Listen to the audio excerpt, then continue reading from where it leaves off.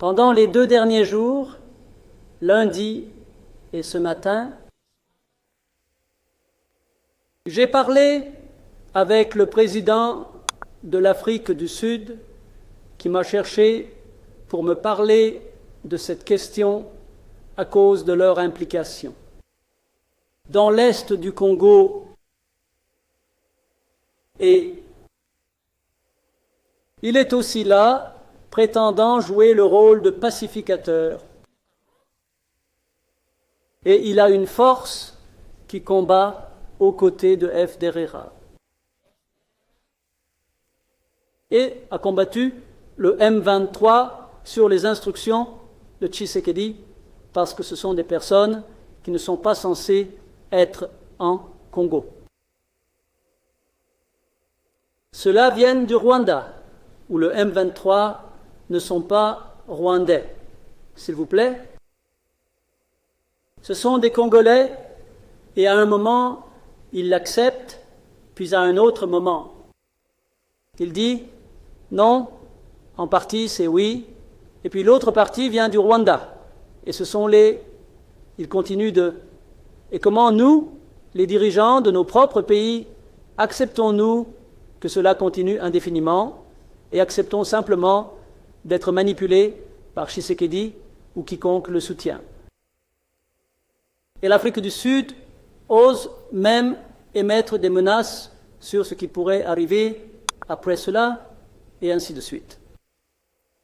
Bien sûr, nous verrons de quelles menaces il parle. Peut-être qu'ils auraient dû faire exactement ce pourquoi ils ont émis. Des menaces, ils auraient dû les faire pour nettoyer le désordre à l'est du Congo ou pour riposter à ceux qui ont essayé de nettoyer le désordre. Alors, toute la communauté internationale est simplement confuse. Ils ont parlé du Rwanda, ils ont parlé du processus de Nairobi. Honnêtement, même ici, peut-être que vous m'aiderez à comprendre ce que tout cela signifie. Les processus sont devenus une fin en soi. Et les personnes dirigeant ces processus sont devenus plus importants que les résultats des processus. Le processus de Nairobi est devenu un processus entier. Puis le processus du Rwanda, c'est comme si vous ne pouviez rien dire qui déplairait au président Lorenzo. Certainement, cela n'aide pas à traiter des questions aussi graves que celles auxquelles nous sommes confrontés aujourd'hui. Qu'à la fin, simplement parce qu'ils ne peuvent pas être abordés. Nous avons une situation comme celle que nous avons maintenant, et si quelqu'un, et surtout, je ne comprends pas comment Tshisekedi continue de penser qu'il résoudra les problèmes liés aux droits des personnes militaires. Tuez-les, tirez-leur dessus, amenez des forces prêtes à aider. Comme, surtout le Burundi, eh bien, je ne sais pas si cela a été utile pendant les derniers jours ou semaines où ils ont fait cela. Donc, je veux que nous soyons allemands. Vos Excellences, je veux que nous, quoi que nous disions et quoi que nous ayons l'intention de faire, nous saisissons correctement le contexte et ensuite procéder en fonction de cela, et peut-être que nous pourrons avancer. Mais sinon, si nous continuons à dire de bonnes choses, à être gentils les uns envers les autres, et ensuite chacun accomplit son propre. Les intérêts sont par rapport aux autres intérêts, les intérêts communs que nous avons en tant qu'Africains de l'Est. Alors je ne vois pas comment nous allons contribuer efficacement à trouver une solution. mais vraiment avoir même expulsé la communauté d'Afrique de l'Est, du Congo oriental, et tout le monde a obéi. Puis il y a eu du silence. C'est comme si c'était normal ou acceptable. Tout est dicté par le pays ou la personne que nous essayons d'aider. Je n'ai pas compris cela. Et c'est là où nous en sommes maintenant. C'est ainsi que nous sommes arrivés ici où nous sommes. Alors laissez-moi peut-être pour l'instant arrêter ici. Je voudrais vraiment entendre les conseils des autres, mais je pense que ce n'est pas juste un jeu. C'est une affaire sérieuse, évidemment, parce que cela consume la vie des gens. Et l'autre jour, il y a 2-3 jours, nous avons perdu des gens. Il y a eu beaucoup de partage depuis l'est du Congo, depuis Goma, et tué une douzaine de personnes et blessé des centaines. Nous allons certainement nous en occuper. Il n'y a pas de doute à ce sujet. Merci, Monsieur le Président. Voilà. Nous avions tous écouté Paul Kagame s'exprimer par rapport à la situation tendue dont le point central est la République démocratique du Congo, comme vous l'avez tous vu. Et c'est lui et le président sud-africain qui se sont tirés à balles réelles dans les réseaux sociaux. Nous l'avions tous suivi. Mais moi, je veux plus me focaliser sur notre situation à nous, les Congolais. Parce que de toutes les façons, chacun défend ses intérêts et ses intérêts convergent dans la République démocratique du Congo. Donc, nous sommes le point central. Vous savez, techniquement, nous ne devrions même pas avoir toutes ces forces impliquées dans la crise de la République démocratique du Congo si nos dirigeants avaient une vision d'avenir, comme je l'ai toujours dit.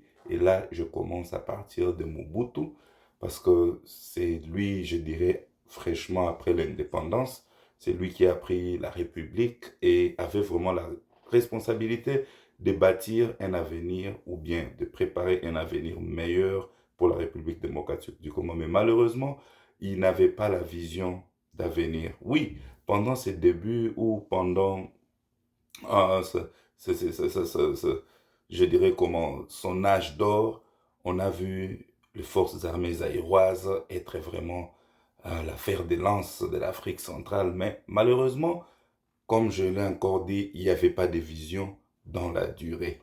Et voilà les conséquences qui continuent jusqu'à aujourd'hui.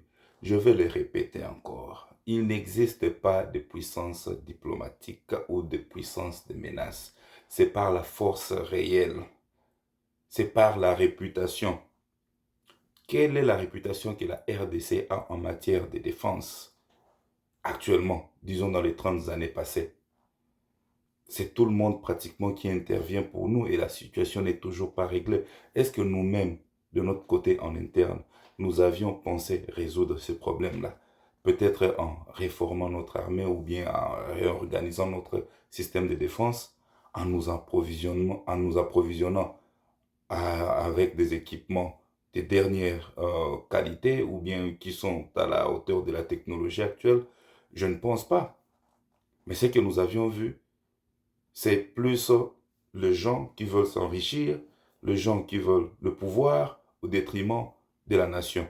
Et voilà où nous nous retrouvons aujourd'hui. Nous avons toute une panoplie de militaires étrangers en République démocratique du Congo pour résoudre notre problème, mais nous ne sommes toujours pas en mesure de le résoudre. Il faut commencer par nous bâtir une armée forte.